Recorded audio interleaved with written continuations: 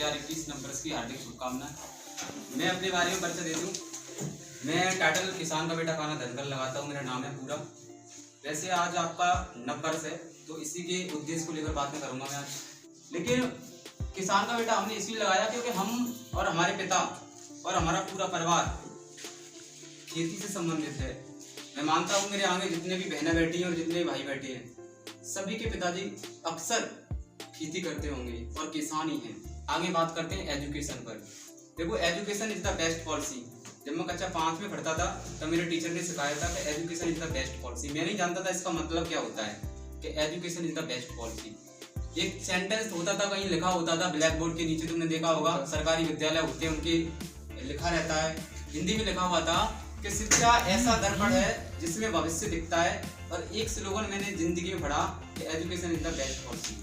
ये दो स्लोगन मेरी जिंदगी का हिस्सा बन गई। उस दिन से मैंने रट लिया कि मुझे एजुकेशन में जाना है। कहाँ पर जाना है? एजुकेशन में। तो वो एजुकेशन के ऊपर हम बातें करें तो एक दुनिया के अंदर अगर तुम्हें किसी से प्यार करना है तो एजुकेशन से करो। एजुकेशन एक ऐसा सिस्टम है जो तुम्हें धरती से आसमान में पहुंचाने का कार्य करेगा। एजुकेशन के द्वारा ही हर व्यक्ति ऊंचाइयों तक पहुंच सकता है और एजुकेशन के द्वारा ही आज जितने भी लोग हैं, जितनी ऊंचाइयों पर पहुंचे हैं, वो एजुकेशन के कारण ही पहुंचे हैं। इसलिए हमें सब कामों को करना चाहिए। मैं ये नहीं कहता कि आप खेती ना करें, आप खेती करिए। मैं ये नहीं कहता कि आप और भी काम है आपके पास में, सारे काम करिए, लेकिन एजुकेशन को मत छोड़िए। क्योंकि अगर एक स्टूडेंट का यही लक्ष्य होगा कि मुझे एजुकेशन लेनी है और सरकारी नौकरी लगानी है, तो उसका ये जो दिमाग में ये माइंड गेम जिस बच्चे के चल रहा है या जिस विद्यार्थी के में चलता है ना कि मुझे शिक्षा लेने के बाद में सिर्फ सरकारी नौकरी लगानी है, तो वो गलत सोच रहा है। पहले तो इस सोच को ही निकाल दो दिमाग से। क्योंकि एजुकेशन लेने का मतलब ये नहीं है कि तुम एक शिक्षा प्राप्त करके सरकारी या गवर्नमेंट नौकरी ही करो।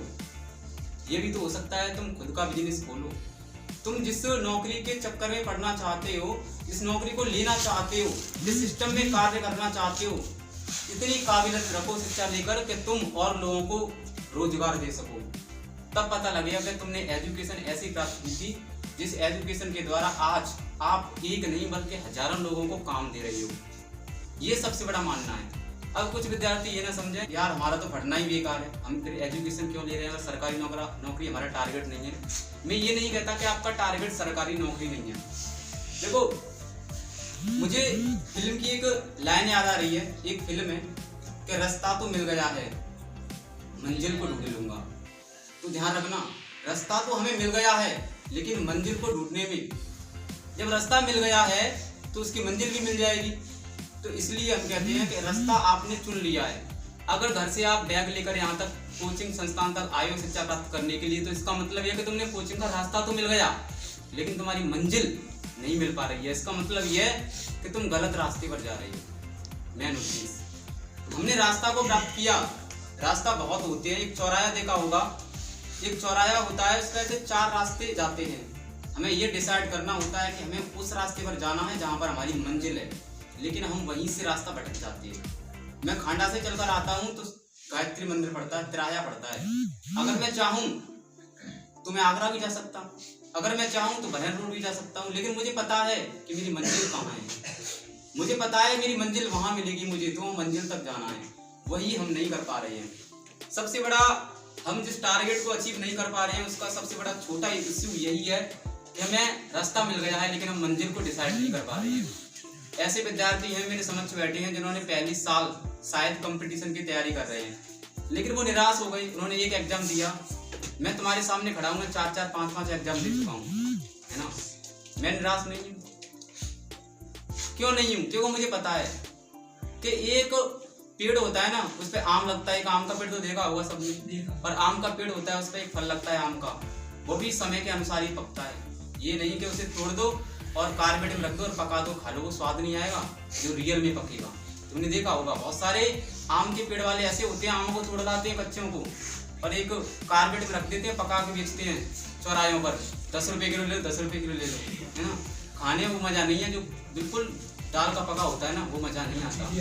इसलिए ऐसे विद्यार्थी मेरे भाई घबराए नहीं जिन्होंने 1 साल या 2 साल कोचिंग में गुजारे हैं। वो ये सोच रहे हैं कि हमारा सिलेक्शन नहीं हुआ, और ऐसे ही विद्यार्थी ना घबराएं। ये कुछ विद्यार्थियों की सोच ये हो जाती है कि भैया तुम 4-5 सालों से कोचिंग कर रहे हो, तुम्हारी नौकरी क्यों नहीं लगी, हमारी कैसे लग जाएगी, इसका मतलब यह है कि यहाँ पे शिक्षा अच्छी नहीं दी जा रही है कोचिंग में।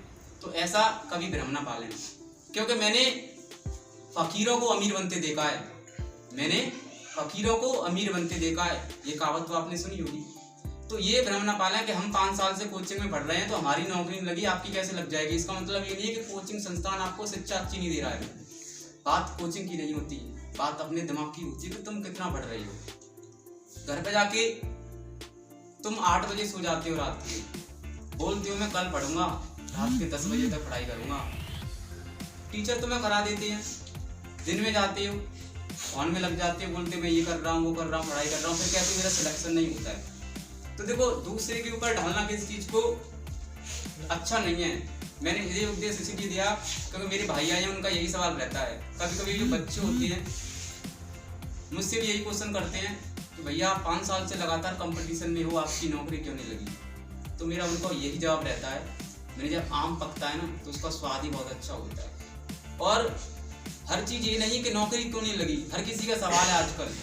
क्योंकि देखो मैंने शिक्षा के ऊपर बात इसलिए की है क्योंकि आजकल के बुद्धिजीवी लोग हैं, समझदार सब हैं लेकिन समझते नहीं हैं। हर किसी को अगर जाना है, हर किसी को अगर नौकरी पानी है तो बिजनेस कौन खोलेगा। अगर हर कोई नौकरी पर लग जाएगा तो इन कोचिंगों को कौन चलाएगा। किसी विद्यार्थी का तो यह भी सवाल हो जाता है कि सर आपको भी पढ़ा रहे हो, आपकी नौकरी क्यों नहीं लगी। होता है ना, क्योंकि मैं भी जब हाई स्कूल इंटर की क्लासों को पढ़ाता हूँ तो बच्चे मुझे भी टोक देते हैं बीच में कि भैया आप हाई स्कूल इंटर को पढ़ाते हो, आपकी इतनी साल होगी, आपकी नौकरी क्यों नहीं लगी, आप ऐसे ही पढ़ाते रहोगे। तो मेरा बहुत सुंदर जवाब यही रहता है, मैंने कि हर चीज़ का एक समय होता है और समय से पहले कोई चीज़ नहीं होती है ना। तो ऐसे विद्यार्थी जो नए आए हैं 1 साल या 2 साल के अंदर, या 1 साल या 2 साल से अभी कंपटीशन में कूदे हैं, मैं उनसे यही कहूँगा, एक फिल्म है शायद मेरे ख्याल से दूध का कर्ज है, जो मैंने अभी आपको एक डायलॉग सुनाया था कि रास्ता तो मिल गया है, मंजिल को ढूंढ लूंगा। देखिए गाने भी हमें, जो गाने होते हैं ना, जो फिल्मी गाने होते हैं, वो भी हमें कुछ न कुछ शिक्षा देते हैं। क्योंकि जिनको जो राइटर लिख रहा है ना वो कोई अनपढ़ नहीं है, वो भी हमारी तरह पढ़ा लिखा है।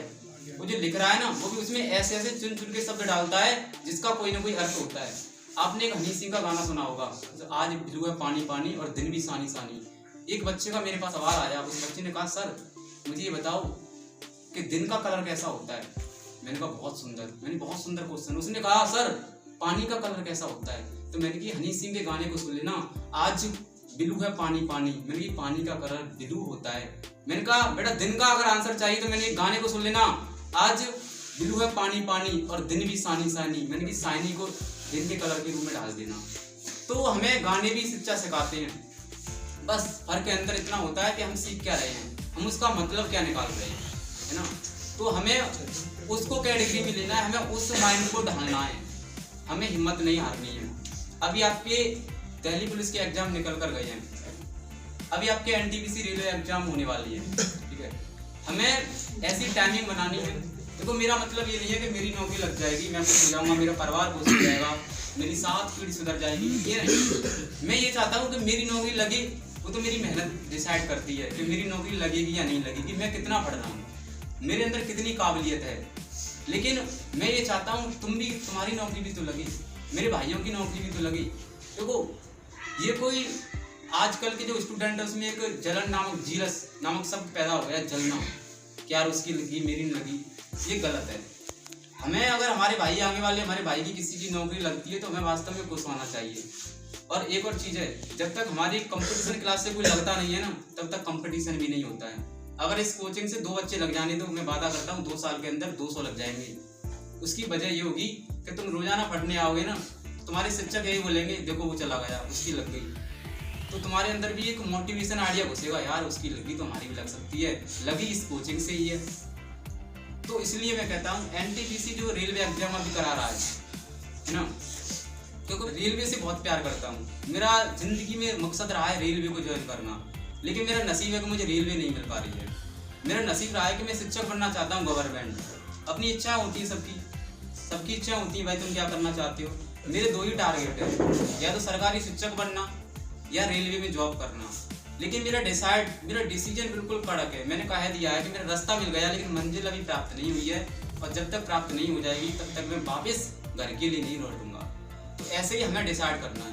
देखो रेलवे को लोगों ने कुछ, रेलवे के जो अभी एग्जाम होने वाला है, मैं कुछ अपना आपको बता रहा हूँ जो मैंने अभी एनालिसिस किया है। मैं रातों में एनालिसिस करता हूँ एग्जाम पर, मैं पढ़ता कुछ नहीं हूँ। मैं पढ़ता जितना हूँ जितना मेरे काम का होता है, मैं एनालिसिस बहुत करता हूँ। उसकी खास वजह यह है कि हमें आज का जो युग चल रहा है ना, वो हार्ड वर्क का नहीं है बल्कि स्मार्ट वर्क का है। अगर हम जितना अच्छा स्मार्ट वर्क करेगा ना उतना ही आगे जाएगा, क्योंकि हार्ड वर्क करने वाले तो बहुत लोग हैं, लेकिन हमें स्मार्ट वर्क करना है, ठीक है, जिसे हम बोलते हैं शॉर्टकट, है ना।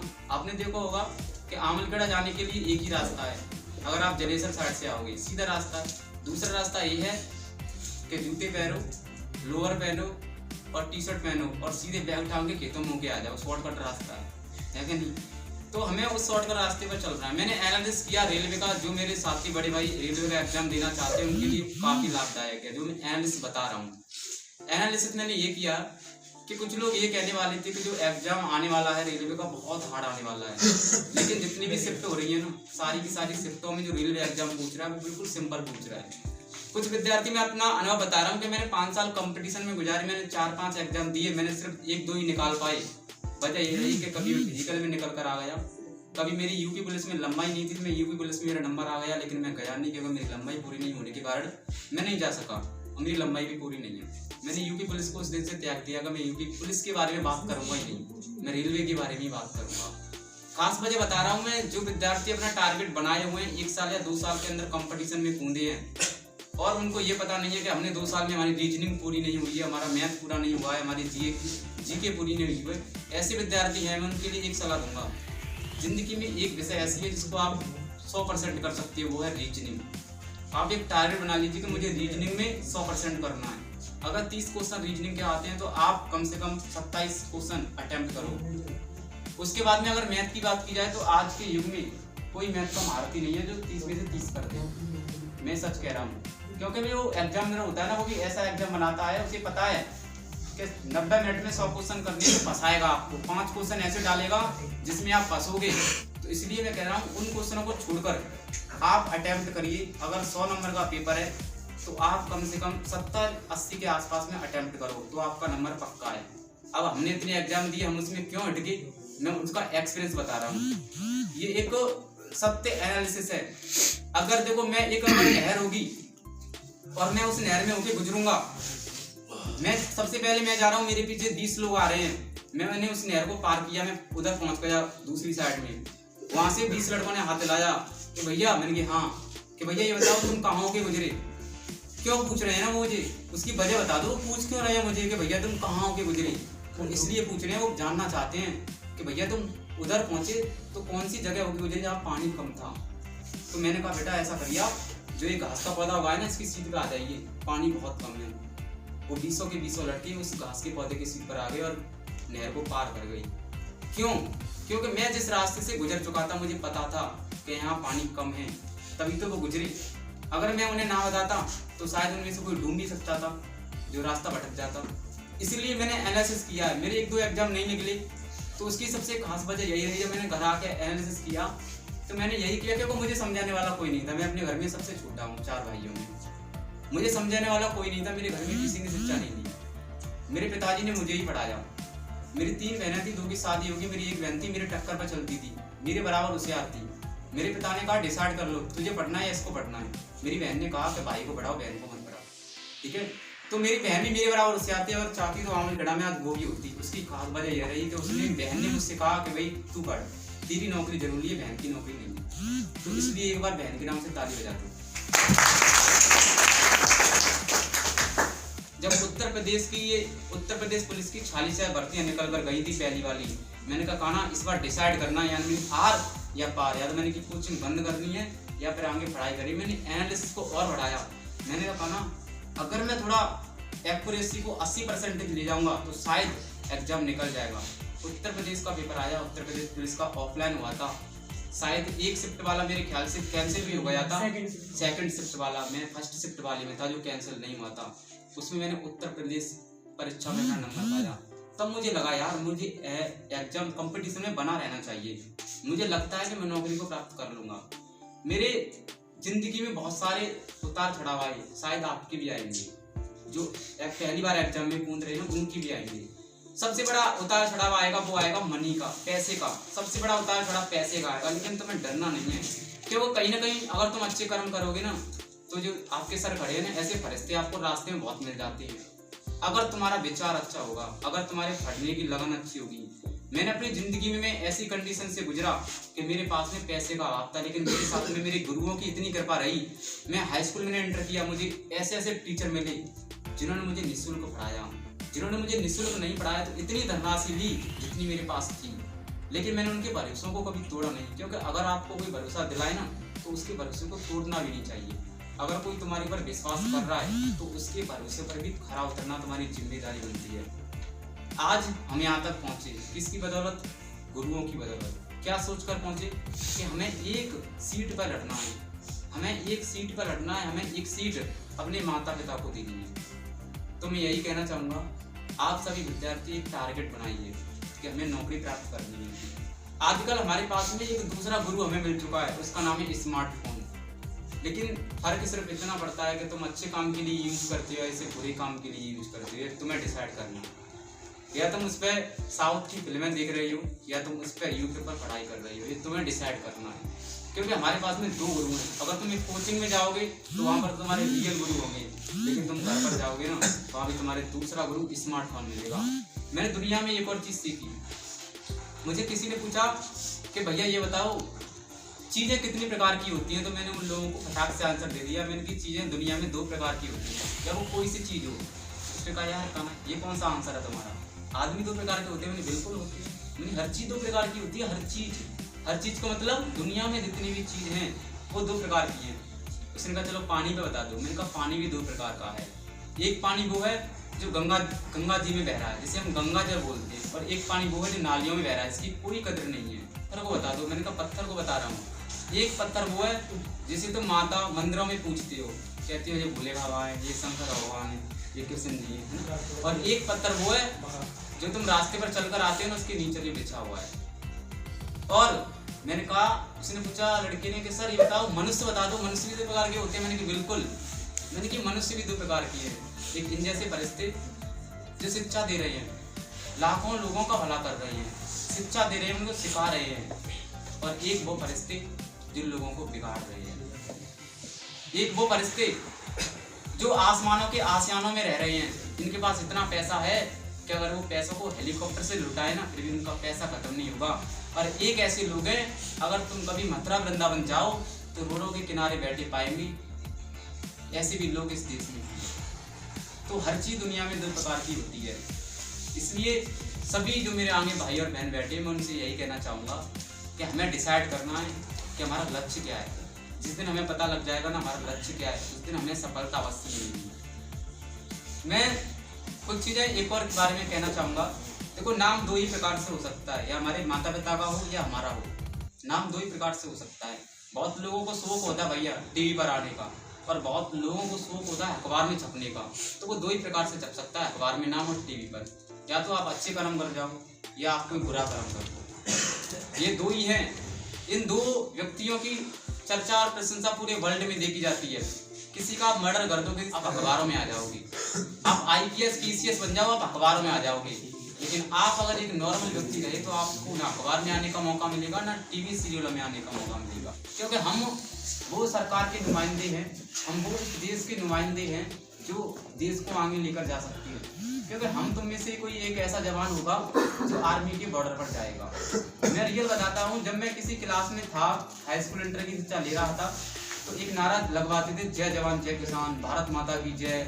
और जो स्वतंत्रता दिवस होता था 15 अगस्त और गणतंत्र दिवस मनाया जाता था, तो शहीदों की याद में हमारी बहनें भी और भाइयों भी गाना गाते थे। आंखें नम हो जाती थी सुनते सुनते, या कहीं जनगण सुनाई दे रहा हो तो अलग सी झलक देखने को मिलती है। लेकिन हमने ये एनालिसिस नहीं किया था। क्यों? कि हम बोल तो देते हैं दूसरे के बारे में कि इंसान बुरा है, ये सही है, लेकिन कभी तुमने देखा कि इंसान वो बुरा क्यों है? कभी तुमने ये देखा, उसके दिल में झाँक के देखा कि इंसान बुरा बना क्यों, इसको बनाया किसने था? तो मैंने जाकर देखा, अभी मैं माता वैष्णो देवी जम्मू कश्मीर कटरा की यात्रा करने गया। मैं वैष्णो देवी पर गया तो मैंने देखा, मैं आराम से बस में बैठ के जा रहा था, ऐसे ऐसे रास्ते थे जहाँ पर देखने में चलाने वाले की तो छोड़ो, मैं बैठा था मेरी भी कब कभी छूट रही थी, क्योंकि नीचे पहाड़ थे और बस चल रही थी। मैंने देखा हमारे जवान, हमारे जैसे भाई, हमारे बड़े भाई ऐसी ऐसी जगह पर डटे हुए थे, वहां से दिखाई दे रहा था नज़ारा, ऐसी ऐसी जगह पर डटे हुए थे। अगर मैं तुम्हें एक वीडियो क्लिपिंग के माध्यम से दिखाऊं तो तुम्हारे मुख से भी निकलेगा ओ माय गॉड। क्या निकलेगा? Oh my God. ये शब्द जरूर निकलेगा अगर मैं तुमको एक वीडियो क्लिप दिखाऊं उनकी तो, क्योंकि ऐसी जगह पर थे जहाँ पर सांप भी आ सकता है, जहाँ पर शेर भी आ सकते हैं, जहाँ पर जंगली जानवर भी आ सकते हैं, उन पर हमला कर सकते हैं और वहाँ पर कोई नहीं है बात करने के लिए, और बंदूकों को लेकर वो हमारे जवान डटे हुए हैं बॉर्डरों पर। तो हमें उन जवानों को भी नहीं भूलना चाहिए। 90 वर्ष है, मैं मानता हूँ 90 वर्ष है, हम चाहते हैं कि 90 वर्ष आपकी ज़िंदगी में खुशियाँ लेकर आए। और मैं एक बार पुनः आप सभी से कहना चाहूँगा, मैं ईश्वर से प्रार्थना करता हूँ, माता वैष्णो देवी से प्रार्थना करता हूँ कि आप सभी भाई बहनों की नौकरी लग जाए। जिस भाई बहन की नौकरी ना लगे 1-2 साल के अंदर वो घबराए ना, कंपटीशन में लगातार बना रहे। मैं वादा करता हूँ आपसे, अगर कोई विद्यार्थी मेरा भाई या बहन 5 साल तक कंपटीशन में रहेगा, क्योंकि मैं वादा करता हूँ आपसे, कोई सी बहन हो या कोई सा ही भाई हो, आपकी नौकरी अवश्य लग जाएगी। लेकिन तुम्हें स्मार्ट वर्क करना है, हार्ड वर्क नहीं करना, स्मार्ट वर्क करना है। अपने घर पे जाके 3 पोस्टर लगा दो, प्रधानी का चुनाव आने वाला है, कुछ लड़के 500 रुपये पोस्टर लगाएंगे दीवारों पर। मैं तुमसे कह रहा हूँ, मैं खुद का अनुभव शेयर कर रहा हूँ आपसे तुमसे, तुम 3 पोस्टर लगा दो घर पे जाके, पहला रीजनिंग का, दूसरा मैथ का, तीसरा जीके का। तो कौन सा है? सादृश्यता, वर्गीकरण, ऐसा लिखा हो। अगर तुम एक डिसाइडिंग करो कि मुझे एक दिन में एक चैप्टर तोड़ना है रीजनिंग का, इसका तोड़ना है, डिसाइड करो कि मुझे एक दिन में एक मैथ का तोड़ना है, कुछ भी हो जाए, चाहे रात के 12 बज जाए, तुम डिसाइड करो जीके का मुझे एक चैप्टर याद करना है, आज मुझे परियोजना याद करनी है, आज मुझे चक्रवात याद करनी है, आज मुझे राज्यपाल याद करनी है। अगर तुम्हें बताया कि रीजनिंग का एक चैप्टर क्लियर हो गया, उस पर टच कर दो क्लिक, ये मेरा क्लियर है। ऐसे अगर तुम बेसिक बनाओगे ना, मैं वादा करता हूँ 4 महीने जब होंगे कि तुम कंपटीशन में सबसे आगे होंगे। उसकी वजह यही होगी। और दूसरा चीज यही है कि आप जितने भी एग्जाम देने वाले हो लाइफ में आगे, कभी भी 100 मत देखो, ये मत देखो कि मुझे 100 टच करने हैं। अगर जिस विद्यार्थी ने 100 टच कर दिए वो भूल जाए कि उसका जिंदगी में नंबर आएगा। मैं आपसे वादा करता हूँ 70 से 80 के बीच में एक्यूरेसी बना लो। अगर तुम्हें लगता है कि मैं एक ऐसा योद्धा हूँ जो मैं सब सही करता हूँ, तो मैं तुमसे वादा करता हूँ तुम 60% टच कर दो। अगर तुम्हें लग रहा है कि 60 के 60 सही है, तुम्हारा नंबर कोई नहीं ले जा रहा, तुम्हारी सीट पक्की है। अच्छा, तो इसलिए मैं एक बार पुनः सभी भाइयों से, अगर मैंने जो कुछ बोला इसमें अगर मुझसे कुछ गलती हो गई हो बोलने में, तुम्हारे दिल को ठेस पहुंची हो, तो मैं हाथ जोड़कर सबसे माफ़ी मांगता हूँ। और मैं आशा करता हूँ कि आपकी ज़िंदगी में ये 2021 खुशहाली लेकर आए और आप घर पर और इस कोचिंग संस्थान पर लगातार अपना प्यार बनाए रखें और एक एक चीज़ को नोट करिए और पढ़िए, क्योंकि मैं भी आपके सामने बोल रहा हूँ तो मैं भी कोई आपका छोटा भाई हूँ, कुछ जो आपको शिक्षा दे नहीं सकता, लेकिन अपने मार्गदर्शक बता रहा हूँ, छोटा हूँ तुमसे। तो इसलिए एक बार पुनः मैं आपको 2021 की हार्दिक शुभकामनाएं देता हूँ और आशा करता हूँ कि 2021 आपकी ज़िंदगी